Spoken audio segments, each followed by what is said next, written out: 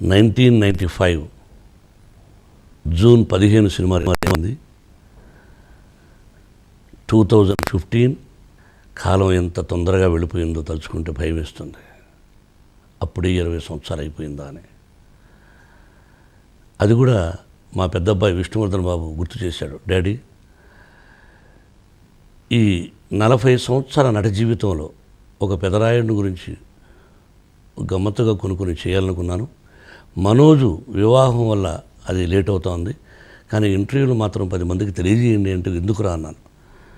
చెప్పండి daddy, that is a history అన్నాడు. భారత భాగవత రామాయణాలను ఎలా గుర్తుపెట్టుకుంటామో మనం, వాటిల్లోనే ఉన్న విలువలు, తల్లిదండ్రులను ప్రేమించే విధానం, ఎలా ప్రేమించాలి, కంటిన్యూ.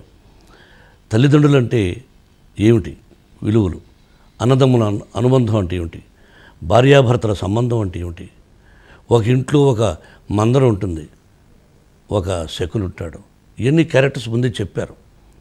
అన్నదమ్ములకు ఏ విధంగా ఎవరు గొడవ పెడతారు, ఇవన్నీ మనం తర్వాత ఆర్గనైజేషన్ అంటే ఏమిటి, ఇవన్నీ కూడా మనం చాణక్యుడి అర్థశాస్త్రం చదివినా ఇవన్నీ చదువుకుంటూ ఉంటే చాలు.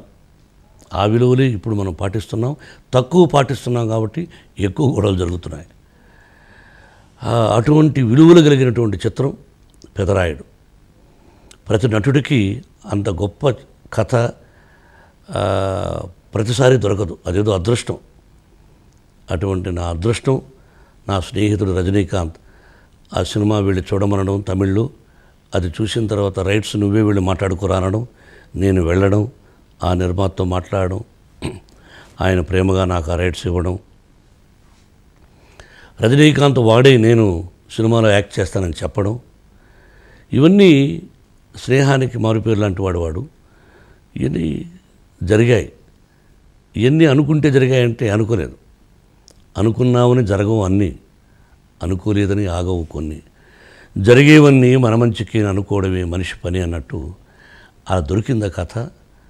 నటీనటులు కూడా, నా పక్కన చేసిన నటీనటులు కూడా మంచి నటీనటులు దొరికారు.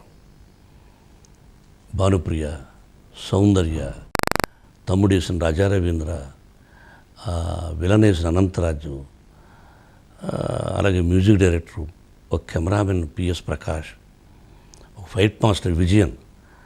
అసలు విషయం మర్చిపోయానండి, Vijayan is a wonderful fight director. అతను స్టంట్ డైరెక్టర్, ఫైట్ మాస్టర్ కాదు, స్టంట్ డైరెక్టర్ విజయన్.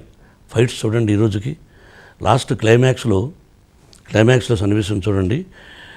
కీచకుడు నాకు కావాలన్నాను, భీముడు కీచకుడిని ఎలా చంపుతాడో ఆ టైప్లో కావాలని చెప్పాను. భీముడు కీచకుడిని ఎలా చంపుతాడు ఆ సన్నివేశం, ఆ విధంగా ఫైట్ కావాలను నాకు విలన్కు పెట్టాడు స్టంట్ డైరెక్టర్ విజయన్ గారు. అలాగే ప్రతి సన్నివేశం అద్భుతం. మ్యూజిక్ డైరెక్టర్ కోటి అద్భుతం. రచయితలు, డైలాగ్స్ రాసిన రచయితలు, పాటలు రాసిన రచయితలు, ప్రతి ఒక్కరిని జీవితంలో మర్చిపోలేము అది. అందుకే ప్రతి ఇంట్లోనూ ఆ క్యాసెట్ ఉండి మన బిడ్డలకు కూడా అప్పుడప్పుడు ఇదిగో ఎలా ఉండాలి, అన్నదమ్ములు ఎలా ఉండాలి, అమ్మా నాన్నలంటే ఎలా ఉండాలి, వాళ్ళని ఎలా గౌరవించాలి. కంటిన్యూ. అమ్మా నాన్నను జన్మనిచ్చారు, వాళ్ళు ఎలా చూసుకోవాలి, కంటికి రెప్పలా చూసుకోవాలి. ఎన్ని అద్భుతమైన డైలాగులతో అలా ఉన్నాయి. ఆ డైలాగ్ చెప్తాం ఇప్పుడు. ఈ ప్రతి సీన్లోనూ అద్భుతమైన డైలాగులు ఉన్నాయండి. ఒక సీన్లో అయితే, పిల్లల్ని పెంచడం మన బాధ్యత, మనకు పుట్టారు కాబట్టి.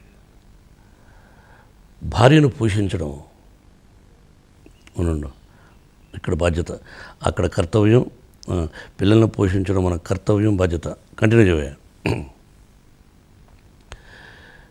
పిల్లల్ని పోషించడం మన కర్తవ్యం, పిల్లల్ని పోషించడం మన కర్తవ్యం. కంటిన్యూ. పిల్లల్ని పోషించడం మన కర్తవ్యం, మనకు పుట్టారు కాబట్టి. భార్యను పోషించడం మన బాధ్యత, మనల్ని నమ్ముకుని వచ్చింది కాబట్టి. తల్లిదండ్రుల్ని కంటికి రెప్పలా చూసుకోవడం మన ధర్మం, వాళ్ళు మనకు జన్మనిచ్చారు కాబట్టి. ఇటువంటి డైలాగులు, ఆణిముత్యాలాంటి డైలాగులు ఆ సినిమాలో ఉన్నాయి. ఈ సినిమా అప్పటికి 60 సంవత్సరాలు 65 సంవత్సరాలు సినిమా పరిశ్రమ పుట్టి అన్ని రికార్డ్స్ను బదలుగొట్టింది. ఇప్పుడులాగా ఏదో 3 వారాలు 4 వారాలు డబ్బులు వచ్చేస్తున్నాయి ఎంత కాదు. 25 వారాలు ఆడిన చిత్రం. 25 వారాలు ఒక థియేటర్లో కాదు, ఎన్ని థియేటర్లు రిలీజ్ చేస్తే అన్ని థియేటర్లో రికార్డులు బద్దలుకొట్టిన చిత్రం. కాబట్టి ప్రతి ఇంట్లోనూ ఈ సినిమా ఉండాలి, విలువలు మనం పిల్లలకి చెప్పాలి అన్నది నా కోరిక.